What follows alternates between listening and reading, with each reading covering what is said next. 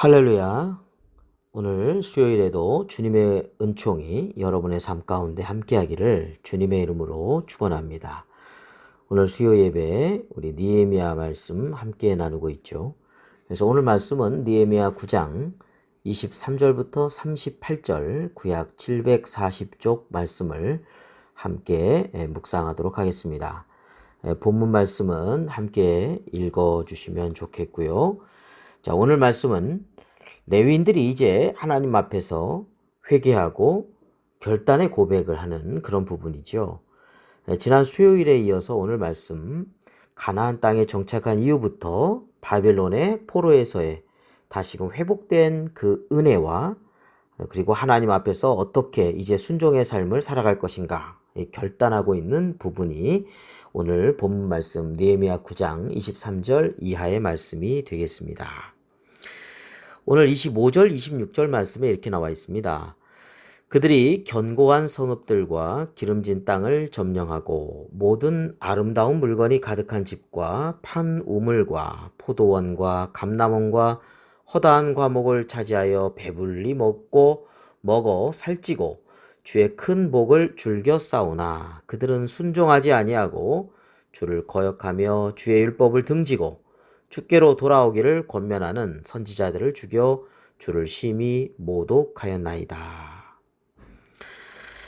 젖과 꿀이 흐르는 약속의 땅 가나안의 이스라엘 백성이 그 하나님이 주신 풍요로움을 다 누리고 있었습니다.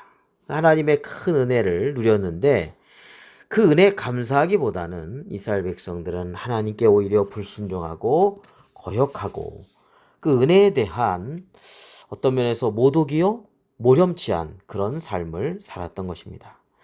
은혜를 베풀어 주신 하나님께 감사하기보다 오히려 등지고 우상 숭배를 하고 하나님께 정면으로 죄악의 그런 불순종을 자행하였던 것이죠. 이후에 사사기에 이르렀을 때도 이스라엘의 이러한 불순종의 악순환이 계속되는 것을 보게 됩니다. 하나님을 등지고 이방의 대적들의 손에 곤고와 환난을 당합니다. 침략을 당하고요. 그러면 고통 속에서 부르짖습니다. 그때 하나님께서 긍휼히 여기사 그 고통스러운 부르짖음에 대해서 긍휼히 여기시고 구원자를 보내시죠. 그래서 그 이방인의 그 고통, 그 대적의 손에서 건져주십니다. 그런데 그렇게 그 다음에 이제 평강을 얻게 되었는데 그럼 그 평강을 얻은 다음에 하나님을 이제 잘 섬겨야 되겠구나. 초반기에 하다가 다시 또 하나님 말씀에 순종하기보다는 우상을 섬기고 악행을 저지르고 하나님을 거역합니다.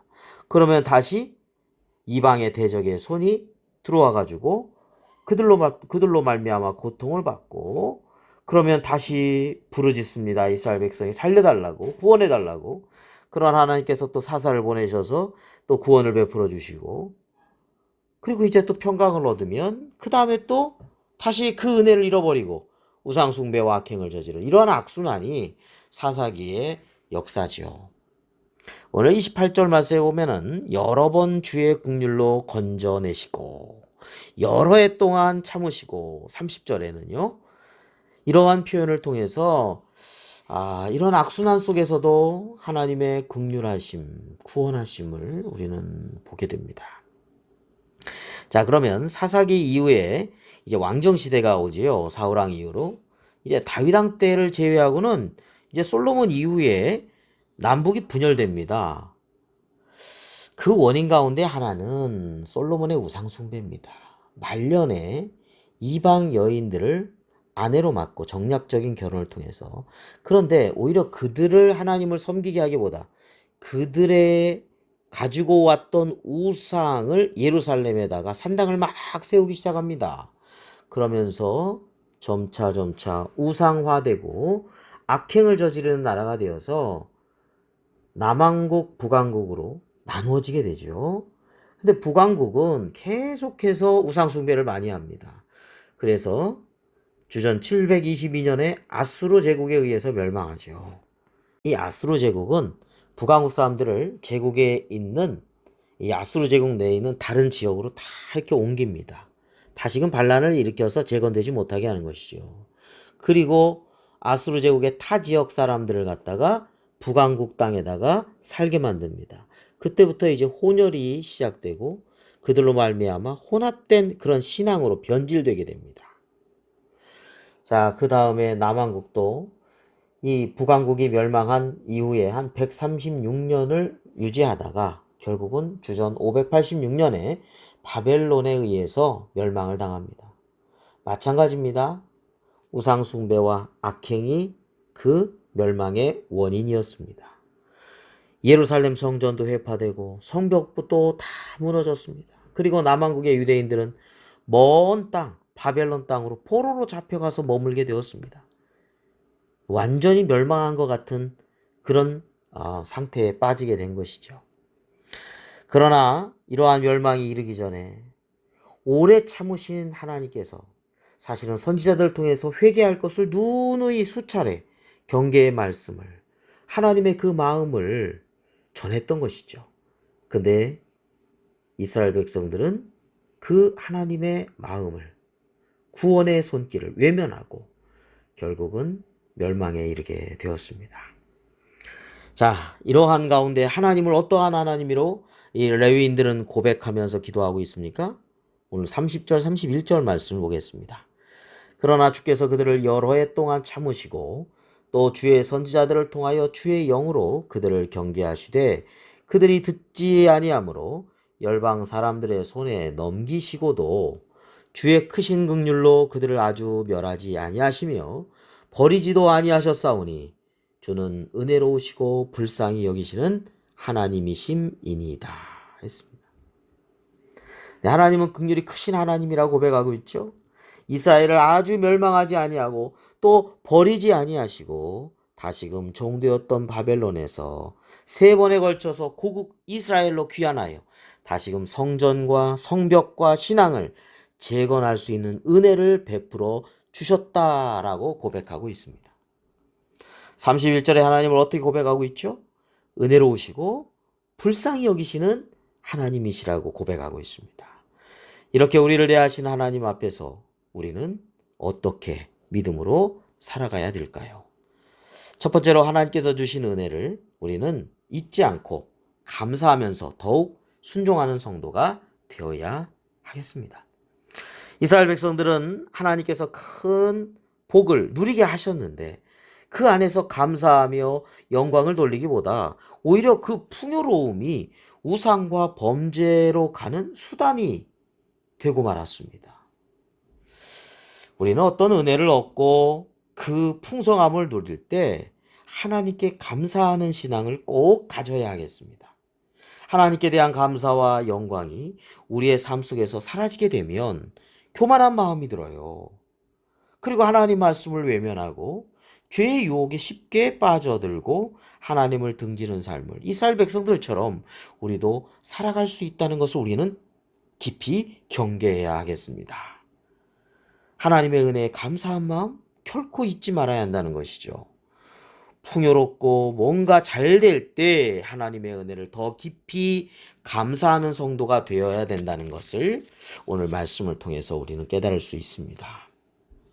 두 번째는요, 이스라엘 백성들은 너무 쉽게 주님을 배신하였다는 점을 보게 됩니다. 그러나 주님은 긍휼과 인내로 다시금 구원의 은혜를 끝까지 베풀어 주시는 것을 또한 보게 됩니다.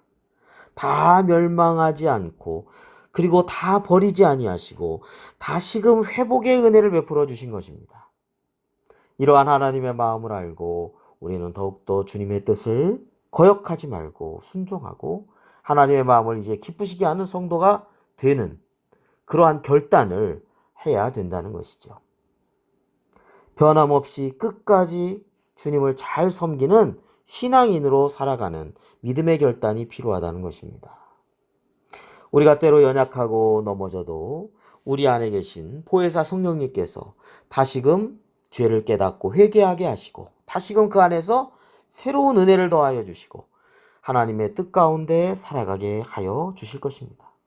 그리고 하나님께서 보시기에 기뻐하시고 선하시고 온전하신 뜻을 깨닫게 하셔서 순종하도록 그리고 모든 진리 가운데로 우리를 인도해 주실 것입니다. 주님은 우리를 위해서 지금도 중보 기도하고 계십니다.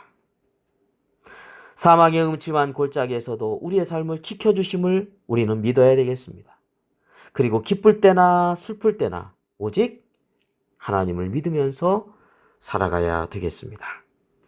우리 주님은 은혜로우시고 또 불쌍히 여기시는 하나님이심을 우리가 다시 한번 기억하면서 하나님의 뜻 가운데 살아가는 복된 삶이 되시기를 주님의 이름으로 축원합니다. 기도하겠습니다. 걸어가신 아버지 하나님 감사합니다. 추석의 연휴 끝자락에 이르렀습니다. 하나님, 우리의 가족 친지들이 모두 하나님을 잘 섬기는 믿음의 가정이 될 수 있도록 저희들이 끝까지 기도하게 하여 주시옵시고 저희들이 먼저 믿음 안에 올바로 굳건히 설 수 있도록 인도하여 주시옵소서. 하나님께서 주신 은혜 결코 잊지 않고 마음 깊숙이 늘 감사와 하나님께 영광을 돌리는 삶이 되게 하여 주시옵시고 저희들이 잘못했을 때마다 보혜사 성령님 깨닫게 해주셔서 다시금 하나님 앞에 믿음으로 순종하는 삶 되게 하여 주시고 하나님의 선하시고 기뻐하시고 온전하신 뜻이 무엇인지 잘 분별할 수 있는 믿음 되게 하여 주시옵시고 끝까지 변함없이 우리를 사랑하시는 그 하나님의 사랑을 우리도 늘 기억하면서 주님을 배신하지 않고 주님만을 끝까지 따라갈 수 있는 신실한 제자들, 신실한 주님의 자녀들 되게 하여 주시옵소서. 예수 그리스도의 이름으로 감사하며 기도드립니다. 아멘.